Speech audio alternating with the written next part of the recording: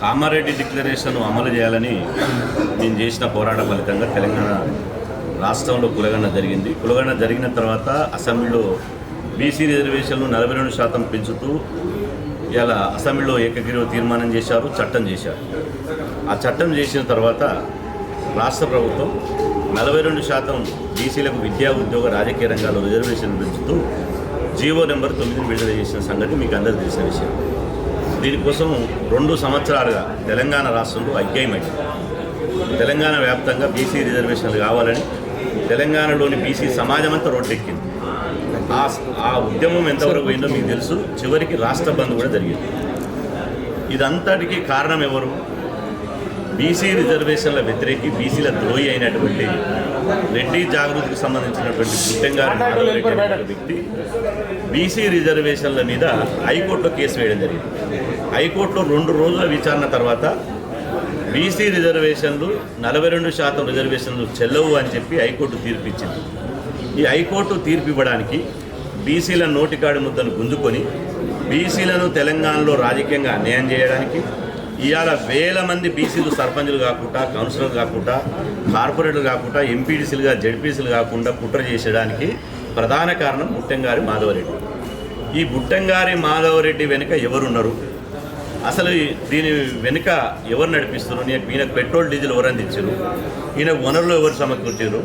BC రిజర్వేషన్లు 60% జనాభాకు అగెనెస్టుగా కోర్టులకు పోయి మా బతుకులను కోట్ల పాలు చేసినటువంటి, మా బతుకులను బుగ్గిపాలు చేసినటువంటి ఈ మాధవరెడ్డి వెనుక ఎవరున్నారు అని చెప్పి ఇవాళ ఒక చర్చ జరిగింది. కొంతమంది ఇవాళ రేవంత్ రెడ్డి ఇచ్చినట్టు ఈ చేతితోటి ఇచ్చి ఈ చేతితోటి కోట్ల కేసు వేయించిందని బీఆర్ఎస్ ఉన్నారు. లేదు, బీఆర్ఎస్ వాళ్ళే ప్రభుత్వాన్ని బదనాం చేయడానికి కోట్ల కేసు వేయించారని కాంగ్రెస్ వాళ్ళు ఉన్నారు. లేదు ఈ 2 పార్టీలు కాదు, బీజేపీ వాళ్ళు కేసు వేయించారు, కిషన్ రెడ్డి దీనిని కొంతమంది అన్నారు. కానీ ఇవాళ ముసుగు తొలగింది. ఇవాళ బట్టబయలైపోయి బుట్టంగారి మాధవరెడ్డి వెనుక ఎవరున్నారు అనేది ఇవాళ ప్రత్యక్షంగా ఇవాళ మనం చూస్తే ప్రత్యక్షంగా అర్థమవుతుంది.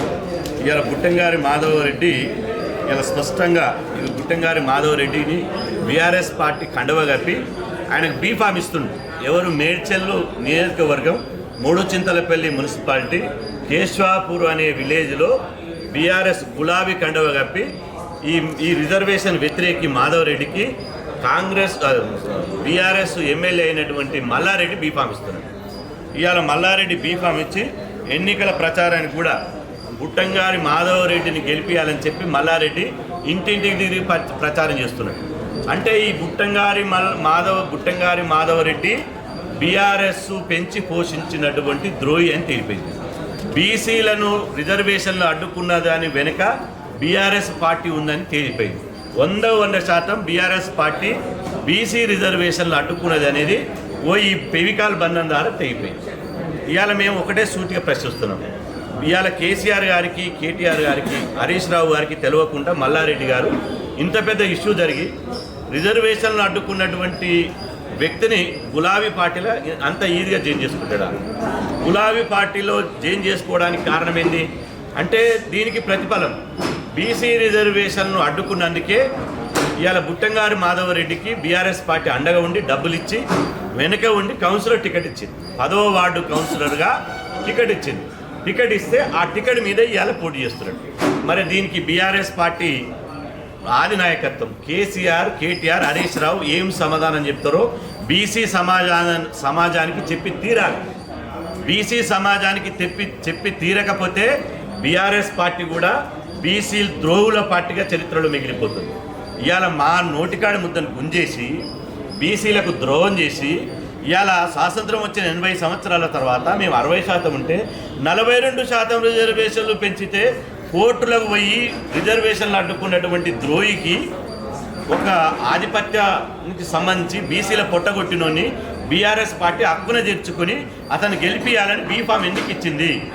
దీనికి కేసీఆర్, కేటీఆర్, హరీష్ రావు సమాధానం చెప్పాలి.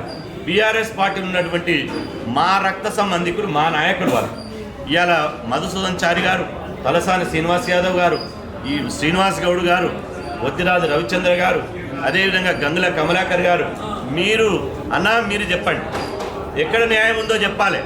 ఇవాళ మీరు అన్నారు మా బీసీ మీటింగ్లకు వచ్చి కాంగ్రెస్ పార్టీ వాళ్ళే ఇవాళ ఇచ్చిరన్నారు. మాకు ఏ పార్టీతో సంబంధం లేదు.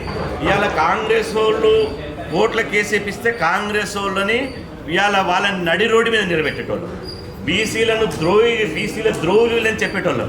ఆ రోజు 60% జనాభా ఉంటే 56% ఉంటే కాంగ్రెస్ పార్టీ బీసీల ద్రోహుల పార్టీ అన్నారు. వాళ్ళు సరి చేసుకొని మళ్ళీ రెండోసారి కులగన్న చేశారు. ఇవాళ మీరు ఇంత బీఆర్ఎస్ పార్టీ ఇంత జరుగుతున్నా బీఆర్ఎస్ పార్టీ ఇక్కడ హక్కును తెచ్చుకొని ఒక రిజర్వేషన్ల వ్యతిరేకి ఇవాళ మాధవరెడ్డి మల్లారెడ్డి కుట్రలు చేస్తుంటే కుట్రలు మీకు తెలవయా?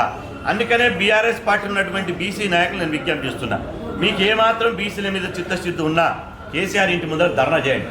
గుట్టంగారి మాధవరెడ్డిని బహిష్కరించే వరకు పార్టీలో మీరు ఇంటర్నల్గా పోరాటం చేయండి.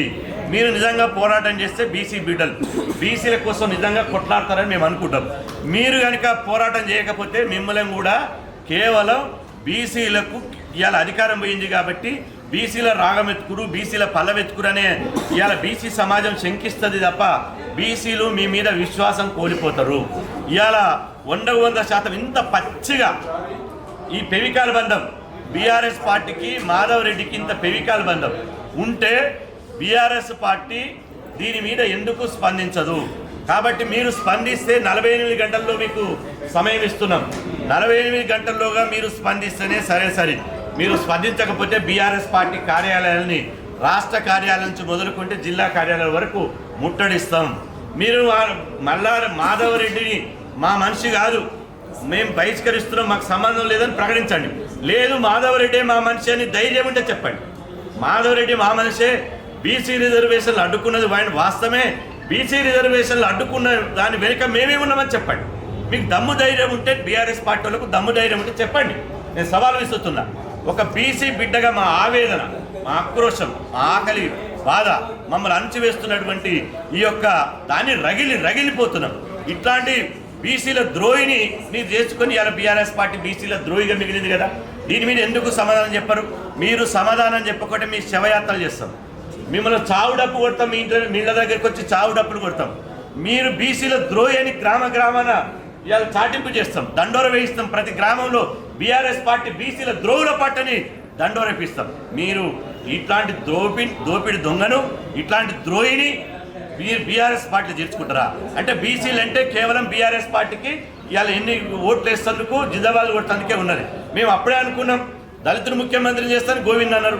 అదేవిధంగా బీఆర్ఎస్ పార్టీలో ఒక పార్టీ అధ్యక్షుడు ఇస్తారని గోవింద్ అన్నారు. ఒక ఈటల రాజేందర్ గారిని డిస్మిస్ చేశారు. అదేవిధంగా ఒక దళిత బిడ్డ రాజయ్య గారిని బర్తరఫ్ చేశారు. ఇన్ని బహుజన వ్యతిరేక చర్యలు చేసుకుంటా ఇప్పుడు సరిపోదన్నట్టు ఒక బీసీ రిజర్వేషన్ల వ్యతిరేకిని ఎట్లా బీఆర్ఎస్ పార్టీ ఆశ్రయం ఇస్తుందో, ఈ బీసీ రిజర్వేషన్ల యొక్క గూడు పుటాని ఏందో బీసీ సమాజానికి మీరు చెప్పాలి, మీరు స్పందించాలి. మీరు స్పందించకపోతే మాత్రం ప్రజాక్షేత్రంలో బీఆర్ఎస్ పార్టీని ఎట్టి పరిస్థితులు వదిలేదు లేదు. మేము అవసరమైతే గ్రామం ఈ బుట్టంగారి మాధవరెడ్డి రిజర్వేషన్లు అడ్డుకున్నది 100% 99% కూడా కాదు, 100% బీఆర్ఎస్ పార్టీని అని చెప్పి మేము ఈ ఆధారాలతోటి ఈ సాక్ష్యాలతోటి మేము ఖచ్చితంగా ప్రజాక్షేత్రంలోకి వెళ్తాం. బీఆర్ఎస్ పార్టీ బీసీ వ్యతిరేక వైఖరిని ఎండగడతాం. ఖచ్చితంగా ఇవాళ బుట్టంగారి మాధవరెడ్డి 2-3% జనాభా కావాలా, 60% జనాభా ఉన్న బీసీ సమాజం కావాలా బీఆర్ఎస్ పార్టీ తెలుసుకోవాలి. ఇక నీ దొంగ నాటకాలు కట్టిపెట్టండి. బీఆర్ఎస్ పార్టీ ఇవాళ ఈ లపంగి మాటలు, దొంగ నాటకాలు, ఈ లత్కోర్ మాటలు బంద్ చేయరు. ఎందుకంటే ఇక మేము బీసీలకు మేము అది ఉన్నాం ఇది ఏమున్నారో మీకు తేలిపోయింది కదా. ఇది పచ్చి ఇవాళ మాధవరెడ్డి అంటోని ఎంత దమ్ము కావాలి, ఎంత ధైర్యం కావాలి మీకు.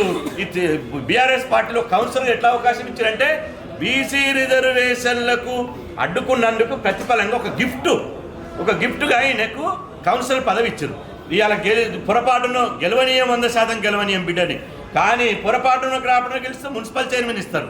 కాబట్టి మిమ్మల్ని బీఆర్ఎస్ పార్టీకి బీసీలు ముఖ్యమా మాధవరెడ్డి ముఖ్యమా తేల్చుకోవాలి.